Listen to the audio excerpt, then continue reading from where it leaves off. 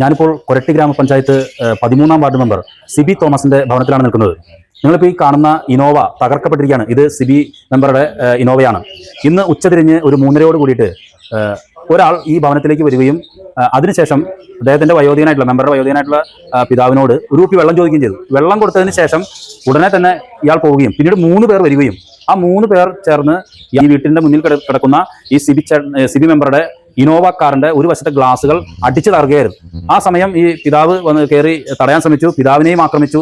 അങ്ങനെ ഈ വണ്ടി വലിയ കല്ലുകൾ കൊണ്ടും ഹെൽമറ്റുകൾ കൊണ്ടും ആക്രമിച്ച് ഇതിന്റെ ചില്ലുകൾ സമ്പൂർണ്ണമായിട്ട് തകർത്ത് തരിപ്പണമാക്കിയ ഒരു സ്ഥിതിയിലാണ് ഇപ്പോൾ ഇനോവ കിടക്കുന്നത്.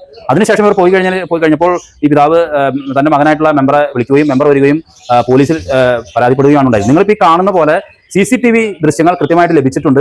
ഇതിൽ കാണുന്ന പ്രകാരം ഇതെന്താണ് ഈ സംഭവം? നാട്ടുകാരായിട്ടുള്ള ആളുകൾ പറയുന്നത് ഇവരെ ഏതെങ്കിലും തരത്തിലുള്ള ലഹരി ഉപയോഗിച്ചുകൊണ്ട് വന്ന് ആക്രമിച്ചതാണോ? ഈ സിബി മെമ്പർ എന്ന് പറയുന്ന മെമ്പർ വളരെ ജനകീയനായിട്ടുള്ള ഒരു മെമ്പറാണ്. അപ്പോൾ കഴിഞ്ഞ പഞ്ചായത്ത് തെരഞ്ഞെടുപ്പിൽ വളരെ ജനകീയനായതുകൊണ്ടാണ് അദ്ദേഹം സ്വതന്ത്രനായിട്ട് ഇവിടെ നിന്ന് മത്സരിച്ചത്. അദ്ദേഹം കോൺഗ്രസ് പാർട്ടിയിലുള്ള കോൺഗ്രസ്സുകാരനായിരുന്നു. എന്നാൽ അദ്ദേഹം സ്വതന്ത്രനായിട്ടാണ് മത്സരിച്ചത്. അദ്ദേഹം സീറ്റ് ലഭിക്കുന്നതുമായി ബന്ധപ്പെട്ട ചില വിഷയങ്ങൾ അദ്ദേഹം സ്വതന്ത്രനായിട്ട് മത്സരിച്ചു. അദ്ദേഹം ഭൂരിപക്ഷത്തിൽ തന്നെ ജയിക്കുകയും ജനകീയനായതുകൊണ്ടാണ് അദ്ദേഹം ജയിച്ചത്. അതിനുശേഷം നിയമസഭാ തെരഞ്ഞെടുപ്പിന് മുൻപായിട്ട് അദ്ദേഹത്തെ വീണ്ടും കോൺഗ്രസ് പാർട്ടിയിലേക്ക് തിരിച്ചെടുത്തു. വളരെ ജനകീയമായ പ്രവർത്തനങ്ങളാണ് വാർഡിൽ നടത്തിക്കൊണ്ടിരിക്കുന്നത്. ഇപ്പോൾ ഈ നടന്ന വിഷയം എന്താണെന്നുള്ളത് ഈ വീട്ടിലെ അപ്പച്ചനോടും അതുപോലെ തന്നെ അമ്മച്ചോടും മറ്റാളുകളൊക്കെ ചോദിക്കും. അവർ പറയുന്നത് ഞങ്ങൾ ഇത്ര വർഷങ്ങളായി ഇവിടെ താമസിച്ച് തുടങ്ങിയിട്ട് ഇതുവരെ ഇങ്ങനെ ഒരു സംഭവം ഉണ്ടായിട്ടില്ല. ഇതെന്താണ്? ഈ വയോധികരായിട്ടുള്ള ഒരുപാട് രോഗങ്ങളുള്ള ഈ പിതാവ് ഉൾപ്പെടെയുള്ളവർ ആകെ പരിഭ്രാന്തിയിലാണ്. ഈ മെമ്പറുടെ അപ്പച്ചനും കൈക്കും അതുപോലെ തന്നെ കൈയുടെ അടിഭാഗങ്ങളിലൊക്കെ തന്നെ പരിക്കേറ്റിട്ടുണ്ട്. ആശുപത്രിയിൽ പോയി വന്നിരിക്കുകയാണ്.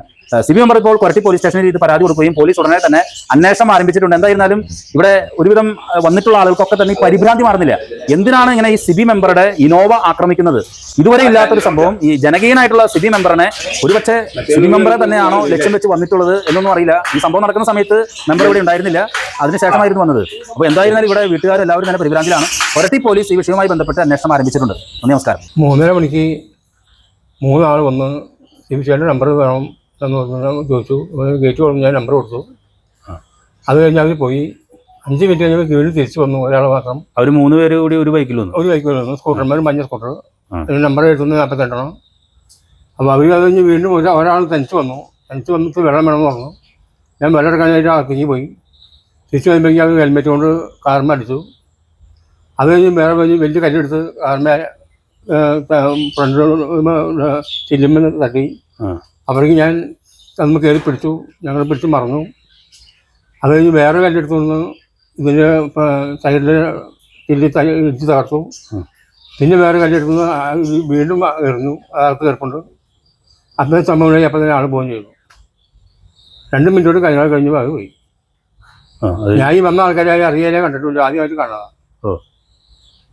അത് കഴിഞ്ഞിട്ട് പിന്നെ മോനെ വിളിച്ചു പറഞ്ഞു. മോൻ വന്നു. അത് കഴിഞ്ഞ് പോലീസ് വന്നു. കാര്യങ്ങളൊക്കെ നടത്തി. എനിക്ക് കൈമ്പ് പരിക്കുണ്ട്. ഞാൻ ഹോസ്പിറ്റലിൽ പോയി, ചാലക്കുടി ഗവൺമെൻറ് ഹോസ്പിറ്റലിൽ പോയി. അതിന് സ്റ്റേഷനിൽ പോയി. അപ്പോൾ സമയം വൈകിട്ട് ഗുളിക കഴിക്കുകയാണെങ്കിൽ 10-20 ഗുളികയുണ്ട്. 3-4 പ്രാവശ്യം അറ്റാക്ക് കഴിഞ്ഞാണ്. പിന്നെ അതിന് ഗുളിക കഴിക്കണം. അതുകൊണ്ട് ഞാൻ അപ്പോൾ അത് ചെയ്യാൻ പറഞ്ഞു, ഇപ്പോൾ ആളെ കൊണ്ടാക്കിക്കോ. അപ്പോൾ എന്നിട്ട് ചെമ്പാടിപ്പോൾ മോനിപ്പോൾ പോലീസ് സ്റ്റേഷനിൽ പോയി കാണാം. CCTV ദൃശ്യങ്ങളുണ്ടല്ലോ, ഉണ്ട് അതിൽ ആളെ ഉണ്ട്, ആളെ കാണാം.